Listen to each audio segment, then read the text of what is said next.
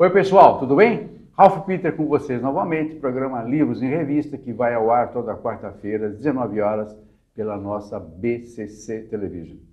Sempre tenho o firme propósito de levar até vocês um bom entretenimento, com elevado teor de cultura em todos os âmbitos sociais e literários também. Hoje teremos uma literatura muito importante, social, civil e criminal, que vai nos interessar muito daqui para frente, já vem nos interessando, só que tem sido muito pouco praticado. E dentro de alguns meses, eu espero, após as nossas eleições, seja muito praticado. Nós estamos falando de compliance, que ainda é um assunto meio nebuloso, borbulha muitas literaturas por aí, muitos livros informando sobre isso, mas eu trouxe para vocês um mestre. Desculpe o corpo presente, um mestre, uma pessoa que sempre se dedicou a isso, há muito tempo, praticando isso, doutor, professor, mestre Marcos Assi. Antes de passar direto para ele, eu gostaria, se me permite, fica à vontade, um parênteses para pedir para vocês entenderem, entender não, que vocês entendem, mas lembrarem que nas eleições que nós teremos agora em outubro, eleição de outubro, todos nós estamos focados na eleição presidencial. E se vocês me permitem, isso é uma falácia. Quem comanda o nosso país não é o presidente. É aquela camarilha que está lá no Senado e a outra camarilha, que não sei qual das duas é pior, na Câmara Federal. Estes caras é que comandam o país e a nossa vida. E o nosso destino, malversado na maioria das vezes. Portanto, por gentileza, falem com seus amigos, com as pessoas que trabalham para vocês ou com vocês. Cuidado, isto é um engodo. A eleição não é presidencial, isso é uma fachada. Nós precisamos entender e pensar em quem votar. Deputado federal e senador, o resto é resto, literalmente. Quase. Ok?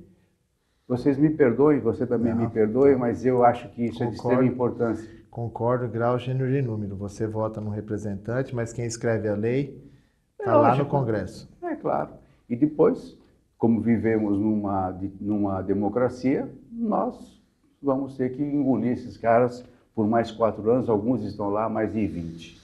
Fazendo, inclusive, a sua própria família. Exatamente. Mestre Marcos, muito obrigado por ter vindo. Eu que agradeço. Sei que você está correndo, porque hoje à noite é o grande dia do lançamento. Aliás, eu te agradeço a primazia de estar aqui lançando um livro. Você é o primeiro, né?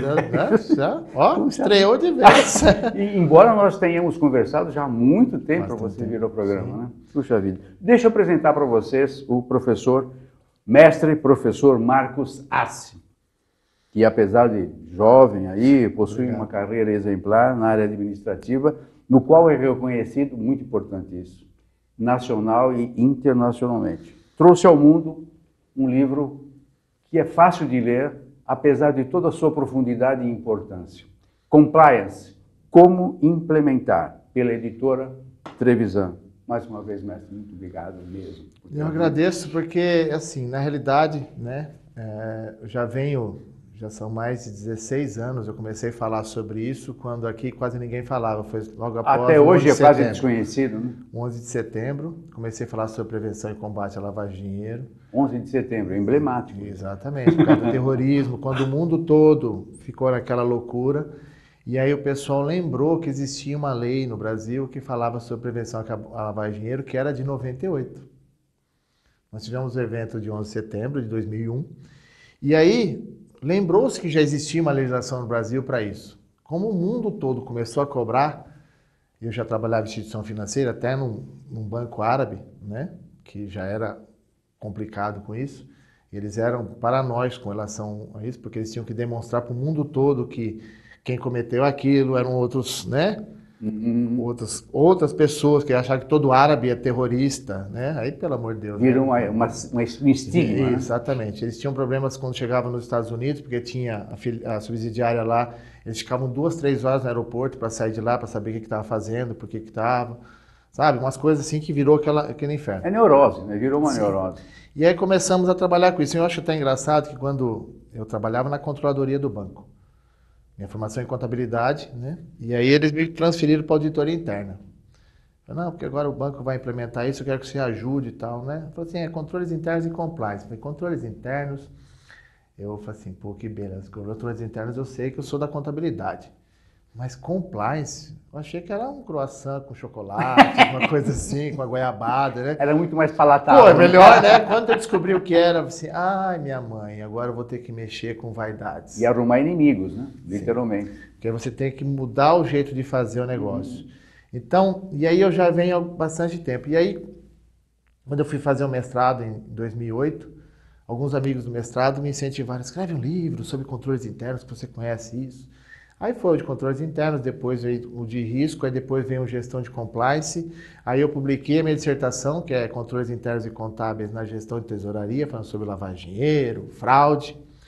E aí depois publiquei um de governança, risco e compliance. E aí recebi o convite da Trevisan para publicar esse livro, até pelo próprio Antoninho Marmo. É o sexto livro. Sexto livro. Estou ruim de conta. Não, fica tranquilo. Eu também tenho hora que eu falo assim, o quinto é o sexto, né? Então eu fico também, né? Me chamaram outro dia no evento de Paulo Coelho do GRC. Aí eu falei assim, agora eu estou insuportável, quem me aguenta, né?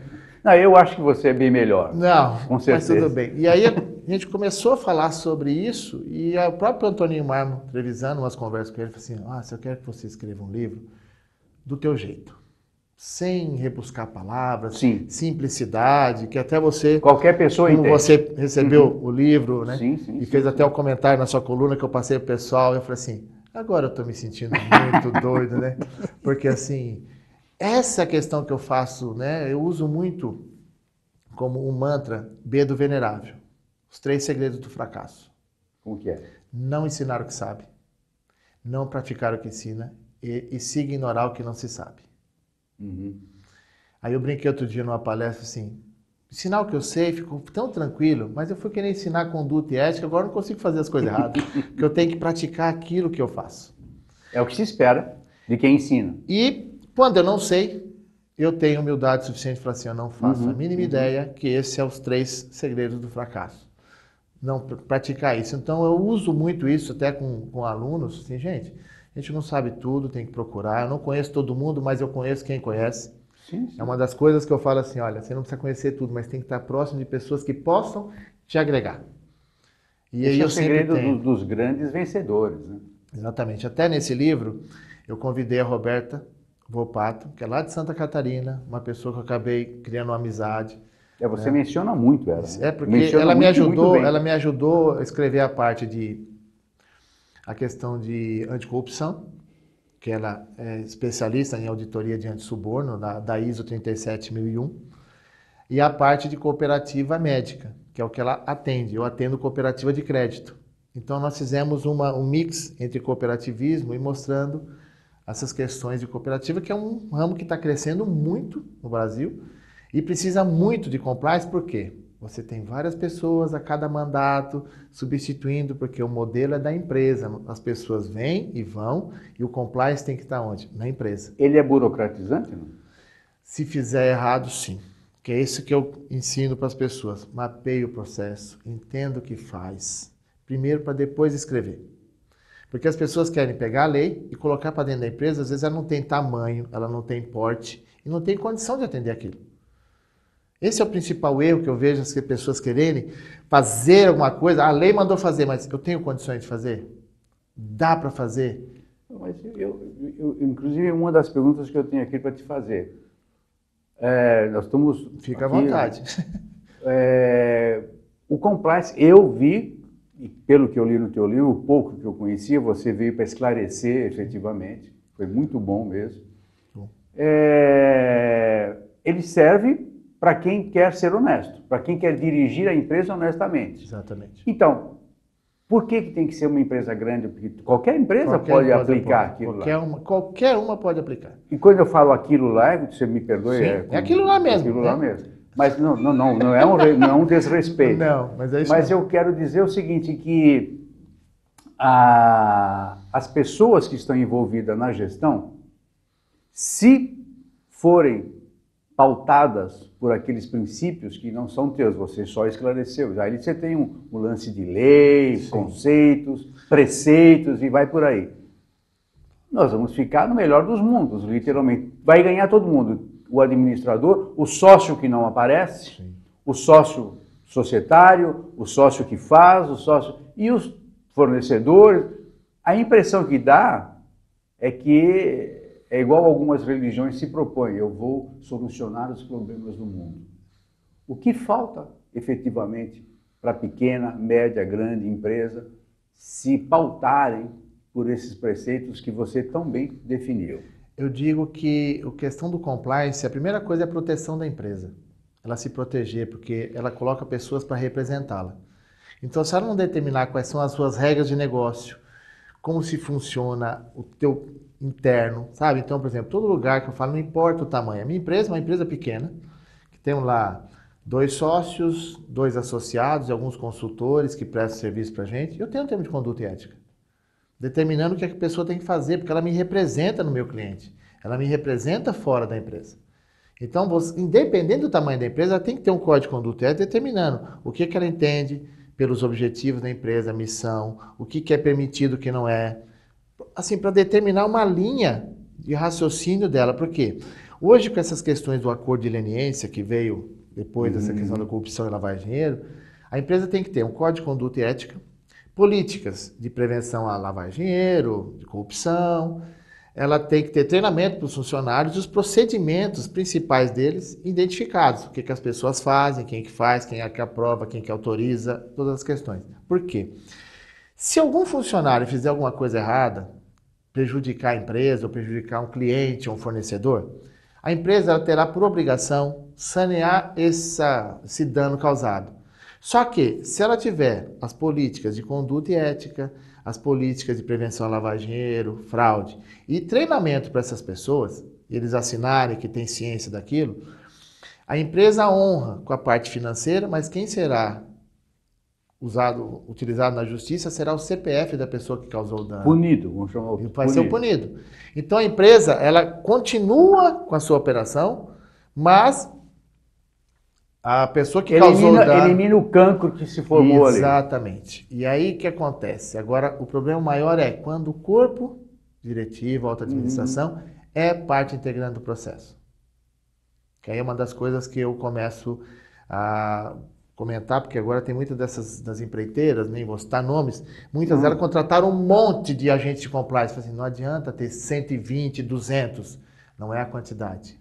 É como a empresa trabalha o teu compliance. Como que ela... Aí eu falei uma vez num treinamento, falei assim, me falem uma palavra, o que significa ética. Aí todo mundo olhou pra minha cara. É igual felicidade, né? Ninguém sabe definir. Isso, eu falei assim, honestidade. Foi a primeira que me veio à mente. Honestidade, porque se a pessoa for honesta, ela não vai fazer aquilo que você não quer dela. Porque eu falei que ética é aquilo que eu faço quando as pessoas estão vendo. E caráter é aquilo que eu demonstro quando ninguém está vendo. Perfeito. Igual o uso da água, né? Tem um amigo aqui, fecha a torneira e tal, mas quando ele não está, eu abro a torneira e fica ligado. Então... Aberto aqui, ligado, aberto. É uma das coisas que eu tenho falado sobre a questão da burocratização. Não, porque o compliance vai burocratizar. Sim, se você não souber escrever a regra... Mas não corre o risco. Agora, eu estou sendo você preconceituoso. Fica à vontade. Do píncaro dos meus 71, eu vi muita bobagem. Não corre o risco de uma empresa, pequena, média ou grande, qualquer que seja, formalizar umas regras de compliance só para servir como cenário e depois, levantando o tapete, você vê que está tudo ali. Quem é que controla isso? Ah, você falou que fez isso, mas quem é que vai lá na empresa para saber? Ah, o meu consultor, mas quem é o teu consultor? É meu primo. Pô, acabou. Eu vou tirar o veneno aqui. Não, eu já tirei o meu, eu vou tirar aqui porque eu não quero engolir esse veneno que eu vou falar agora. Infelizmente, ainda tem empresas que estão fazendo para, como a gente diz, para inglês. Não sou só preconceituoso. Não. É aquele modelo Vampeta e Flamengo. Eu finjo que jogo e o Flamengo finge que me paga. Exato. Então, às vezes, essa questão que eu tenho cobrado você ri, mas Às vezes você chega no Não é só o Vampeta, coitado do Vampeta, tem alguns jogadores da mesma coisa. Não, tem uns que, né? Que ainda estou enganando O bem. pior é que alguns times pagam, e o cara Sim, não joga, mas o time paga. E aí, o que eu tenho orientado muito, né? Assim, você tem que só fazer aquilo que realmente você consegue explicar que você faz. Não escreva aquilo que eu não consigo justificar. Ou fazer. Exatamente. Como que eu monitoro? Como que eu sei que a pessoa... Eu coloco lá no meu código de conduta e ética que eu não posso receber nenhum tipo de prêmio, de brinde, de nada. Aí, o cara vai lá no cliente ou no fornecedor, ele dá um prêmio pro cara, né? E aí? O cara, ele deveria, pelas regras da empresa, trazer para a empresa, entrega no RH, quando tiver um evento, ela sorteia. O que impede ele colocar no porta-mala do carro dele e levar para casa dele o presente? Quem que vai saber que ele fez? É um lance pessoal, né? Então, a questão do compliance, ele está muito mais arraigado, que é o que você falou na sua abertura do programa hoje. Eu nem lembro mais. Vai falar. Sobre os deputados e senadores. Ah, tá. Não adianta. Eu falei outro dia para um cliente meu, nós implementamos lá normas e procedimentos. Ele falou assim, agora eu tenho um programa de integridade. Eu falei assim, você sabe que não? Como não? Eu falei assim, então, deixa eu te explicar. O senhor deve ser daqueles que compra aquela Bíblia bonita, com aquelas páginas douradas, e abre na porta da sala da tua casa e põe lá no Salmo 114. E fala assim, quando a coisa ruim entrar, ele vai lá ao Salmo e vai embora. Assim que funciona, eu falei, não, o senhor tem que ler a Bíblia e praticar. Agora eu vou trazer para o teu negócio. Não adianta escrever políticas e procedimentos, tem que fazer as pessoas lerem e seguirem. E o senhor Quem começa está ao redor, né, inclusive. Porque justamente é o lance do fornecedor. Desculpe se eu estou penetrando na tua seara. Vem embora. Mas é o seguinte, eu tenho a minha política, mas é de bom alvitre que todos aqueles que permeiam a minha atividade, que se comunicam comigo, seja social ou comercialmente, saibam que eu vou praticar isso. E se alguém pisar na bola, que venha me avisar. Exatamente. É por aí, não é? É nessa linha mesmo, porque, na realidade, nós estamos lidando com pessoas, seres humanos. Sim. Aí é o lance de cultura, do primário e Por tal. isso que, em 2018, né, a Massa Consultoria implementou o slogan, gerenciando condutas, aprimorando posturas. Tanto que, se me não falha a memória, na minha coluna eu pedi que as escolas ensinassem isso. Sim, foi isso? Sim. Eu vou escrevendo, depois eu esqueço que eu escrevo. Eu também estou igualzinho. E não é velhice, não, é que vai embora mesmo. Implementar isso nas disciplinas, básicas, respeitar. Básicas. Sim. Isso é educação. Eu vou falar uma coisa aqui que algumas pessoas que vão assistir não vão saber. Eu sou da época da educação moral e cívica na escola. Bem-vindo ao clube. Que ela ensinava e olha que você é bem era... mais novo do que eu, né? Você também mas recebeu... eu tive isso, educação moral e cívica, que era respeitar as regras. Como são feitas as regras, como que o Congresso trabalhava, como que funcionava isso, como que a legislação tinha que ser seguida. E é uma coisa que a gente fala assim, as pessoas precisam mudar o jeito de querer sempre levar vantagem com tudo, né? E eu tenho falado para todo mundo, se todo mundo fizer a sua parte bem feita, uma hora você vai ter uma linha de produção com coisas bem realizadas. O todo se beneficia, né? O todo se beneficia. Que eu acho que é o grande, é a grande mira que a gente tem que ter. Até porque, por exemplo, compliance surgiu desde quando? Desde os anos 60, mas nos Estados Unidos, com as empresas de capital aberto. Você havia me dito isso e eu fiquei perplexo. Mercado aberto já lá, na época das ações e tal. E aí, já existia oficial de compliance naquela época. O que é oficial de compliance? É o cara que é o responsável pelo departamento, onde que vai colocar as regras. Eu até... Tipo RH? Assim? Não, o RH é uma parte. O RH é parte integrante. O jurídico é parte integrante. Isso tudo está no teu livro? Está tudo no livro. Agora, vamos falar do teu livro específico, que aí a gente amplia esse leque. O que o leitor, comerciante, industrial, administrador, ou próprio leigo, leigo que eu digo a pessoa que é empregado, que é colaborador, agora o termo é colaborador. São dois nomes que às vezes eu tenho, colaborador e funcionário. Porque às vezes o cara é colaborador, mas não colabora. O cara é funcionário, às vezes não funciona. Então tem algum problema aí nessa palavra. Mas recebe um salário. Então é um assalariado, ponto. Vamos lá. Resolvemos a questão. Então, quer dizer, você vamos perder a amizade e não vamos perder a piada. Numa boa. Numa boa. Então, eu quero que você faça a gentileza de explicar para nós passo a passo, rapidamente, que o nosso tempo, infelizmente, está se esvaindo. O que é que o pobre do leitor vai encontrar no teu livro? Vamos fazer o seguinte, uma lanchonete. O cara Perfeito. abriu uma lanchonete. O que ele vai ter de regras de compliance para ser seguidas? Contabilidade, que ele precisa ter. Tributário, que ele recolheu os impostos. Se ele tiver funcionário CLT. Certo. Bom, beleza. Isso ele já tem que estar embutido no startup que ele fez lá da lanchonete dele. Ele Isso já são sabe. regras, ele tem regras a serem seguidas. Obrigatório, Isso obrigatório. é estar em conformidade com as regras, com os padrões. E aí, com o tempo, ele vai crescendo. Ah, agora eu tenho uma cadeia de fornecedores, então você tem que colocar regra para o seu fornecedor. Como que funciona, os horários de entrega. Qualidade do produto, parará. Tudo. Ele vai mudando isso, aí começa a ter os riscos. Porque ele já abriu outra lanchonete e tem outra pessoa tomando conta. Então ele tem que ter monitoramento do que está fazendo. Ele vai crescendo e vai criando regras para ter o negócio na mão. E aí você cria os teus procedimentos de trabalho com o teu padrão da tua empresa. Lógico, aí você tem funcionários, tem que ter um código de conduta e ética, de como que ele vai tratar o cliente, com rede social, que hoje é um inferno para todo mundo, se não souber usar. E se você não vive nesse inferno? Eu fui numa lanchonete outro dia, estava assim, os nossos funcionários são proibidos de usar o celular enquanto trabalha. Mas aquilo é para o cliente? Não. É para o próprio funcionário, quando vê aquilo, ele está proibido. Porque imagina, o garçom, você espera um minutinho que eu estou mandando no WhatsApp? Eu Não já dá. passei por isso, tá? Eu sei. Já Então passei já tem por regras isso. para isso. Já passei por isso. Tipo assim, de ironizar, falar, desculpa te incomodar, hein? Mas eu preciso disso, disso. Mais Já ou menos passei assim, por mais isso. ou menos isso. Então, mudou. Então você tem que colocar regras de que ele pode postar na rede social, tomar cuidado. Então é o principal, Não é educar. atender o cara mascando chiclete. Porque a função primordial a função... Chamar o cara de meu amor ou meu amor? Tem uma empresa que criou uma política de roupas que podem ser utilizadas para evitar que as pessoas extrapolem na roupa. O que é um sapatênis, o que é Isso uma não calça. não dá um lance, não dá uma ação trabalhista, não? Por isso que o jurídico é parte integrante aos advogados de plantão. Sem vocês nós não somos nada, tá? Ó, olha aqui Temos pra um mim. juiz na coxia, hein? Uxa, meu habeas corpus preventivo tá liberado. Na verdade, assim, o jurídico, eu falo que o jurídico ele tem que estar junto com o compliance, por quê? Eu não faço nada societário sem passar pelo jurídico. Eu não faço contrato sem o jurídico. Perfeito. Eu não faço contencioso sem o jurídico. Qualquer questão que for ser tratada, questão legal, o jurídico tem que fazer parte disso. Perfeito. Então, ele já é parte integrante do compliance. É que eu tenho falado para muitos, por quê? O que eu tenho colocado pessoas para o compliance? Pessoas que entendam do operacional.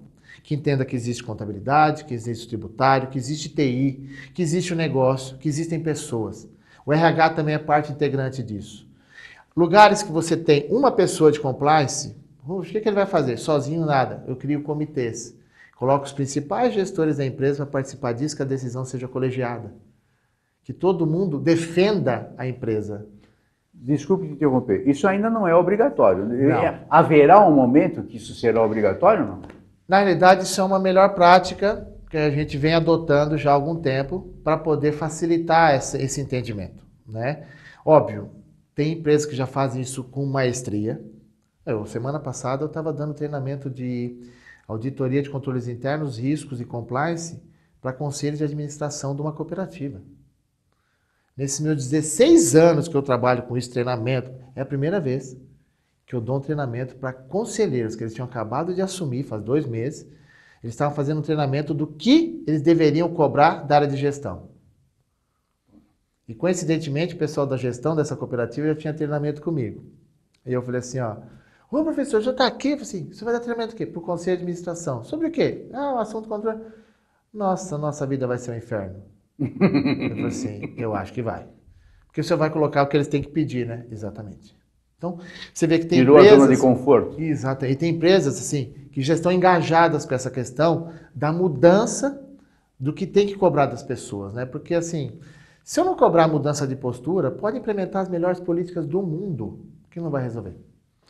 Que é um lance de cultura, literalmente. Eu até brinco, às vezes, nas palestras, assim, quem foi o primeiro agente compliance que surgiu no mundo?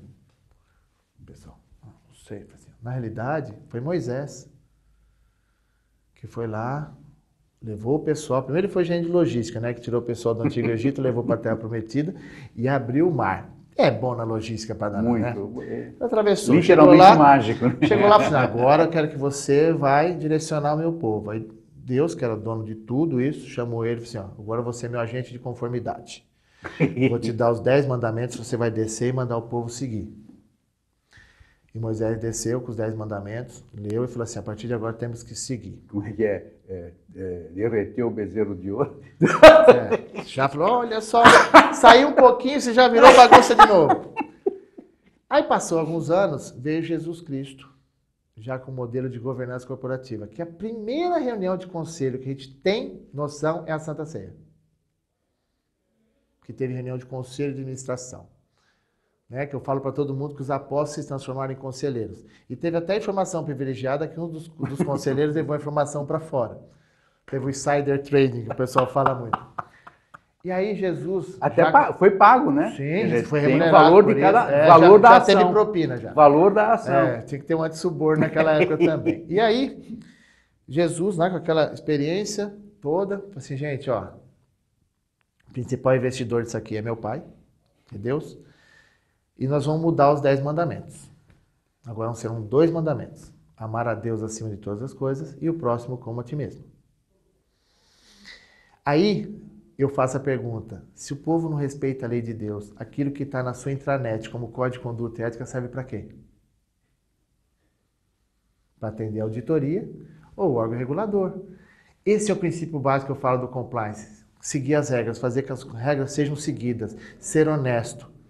Sabe? Eu acho que no lance de seguir as regras, eu acho que o fundamental nesse jogo é você explicar direitinho como são as regras e para que elas servem. E senão fica um negócio esparso. O que eu faço geralmente com as pessoas? Ele sabe o que ele está fazendo?